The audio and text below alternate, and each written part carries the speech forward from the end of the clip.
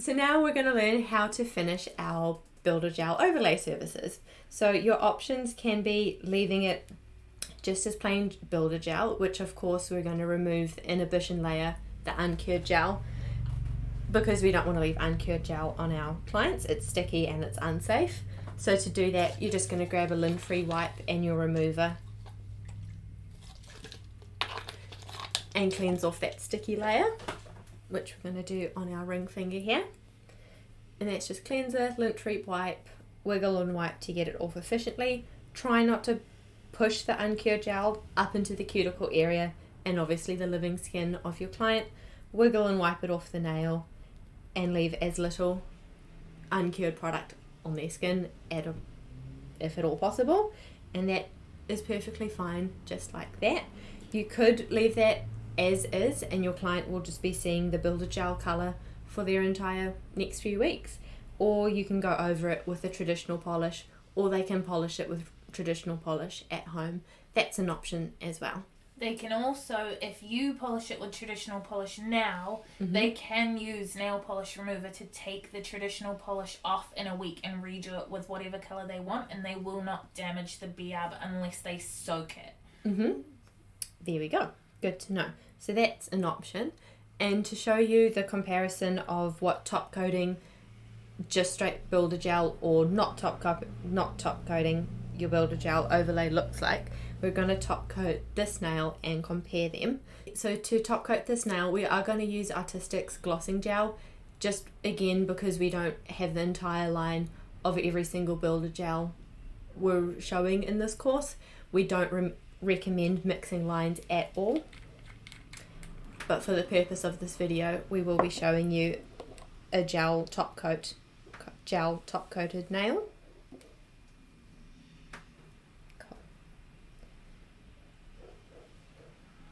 And this is applied in the exact same way you would top coat your gel polish matte surfaces.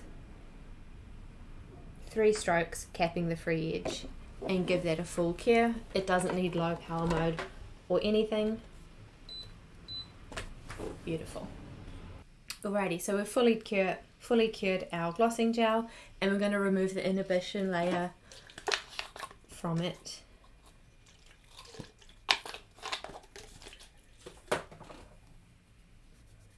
Again, wiggle and wipe and move down the nail and away from skin. So now let's compare top coated builder in a bottle with just a wiped builder in the bottle, and you can obviously see one is much shinier than the other, and this might depend on your brand a little, but this is probably more a satin finish. It's not entirely matte and it's not perfectly glossy. It's somewhere in between, and I actually think it's quite pretty. So it's definitely a lovely wearable option.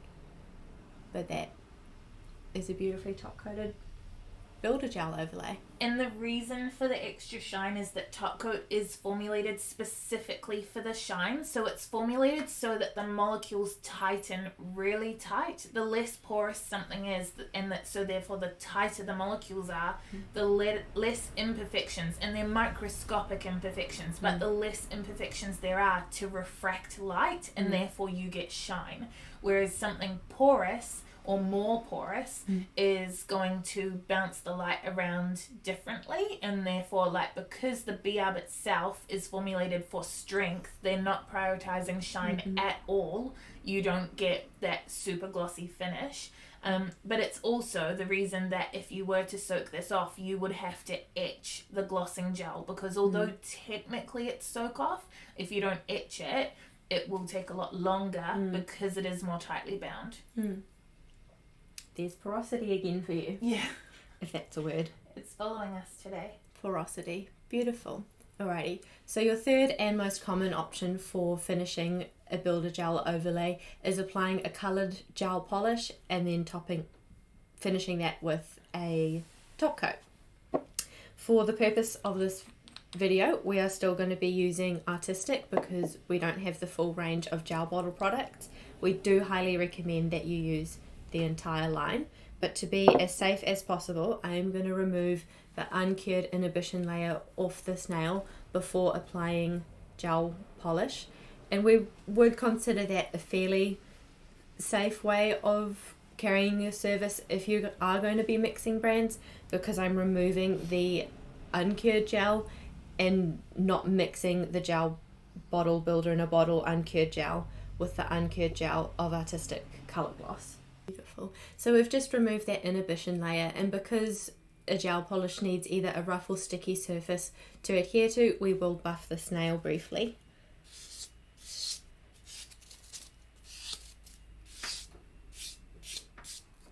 And it gives you a sneak preview of what a matte builder gel would look like. I'm not going to re-cleanse it again, but any excess dust will have been dusted off. Beautiful. So this is from the Hard Rock Alive and Amplified. Yeah, Alive and Amplified, and it's called Too Much Sax. It's the hottest hot pink we could find. Yeah, it's pretty good. It's the most popular colour of the new collection so far. Who wouldn't want bright pink? Beautiful. And your colour application doesn't apply... Oh, differ from... Thank you.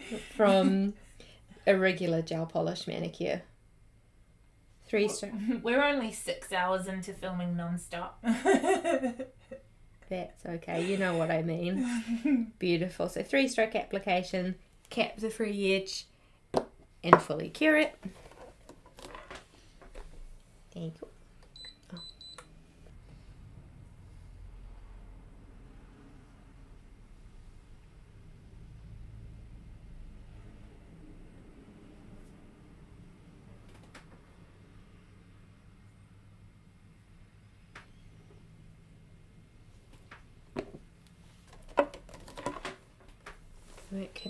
So 2 coats of colour gel polish, and then we're going to go in with glossing gel or the appropriate top coat.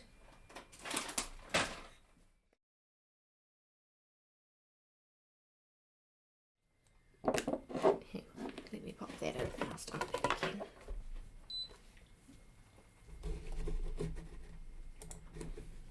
A great question we had from Stephanie was, can I use a hard gel top coat over a BIAB, or does it have to be soakable?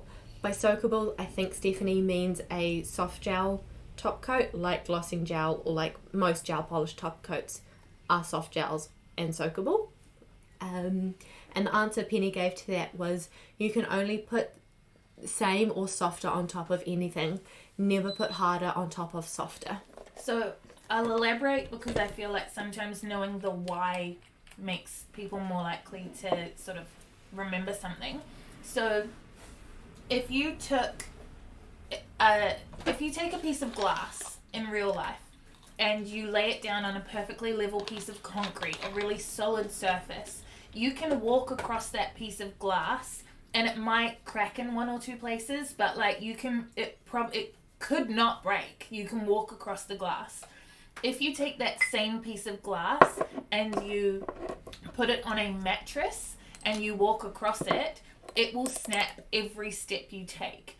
So when you apply that same logic to nails, if you take a hard gel top coat and use it to top coat something softer than itself, that is the equivalent of having the glass on a mattress. You need to put everything on something that supports it fully by being harder than the thing you're painting on top.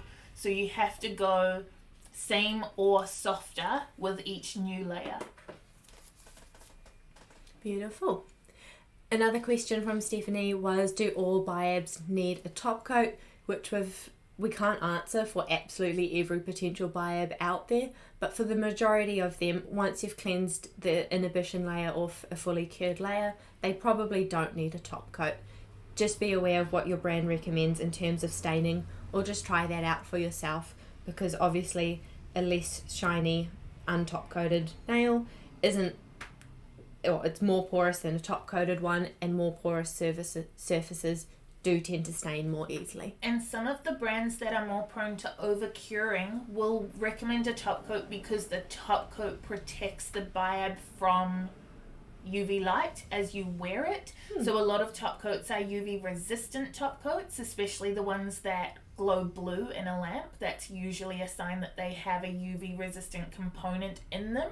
So although you might clean your BIAB and it looks fine, just be aware that if it is a over cure prone product, there might be more than just shine to putting top coat on. So occasionally they will have a function other than shiny. There we go.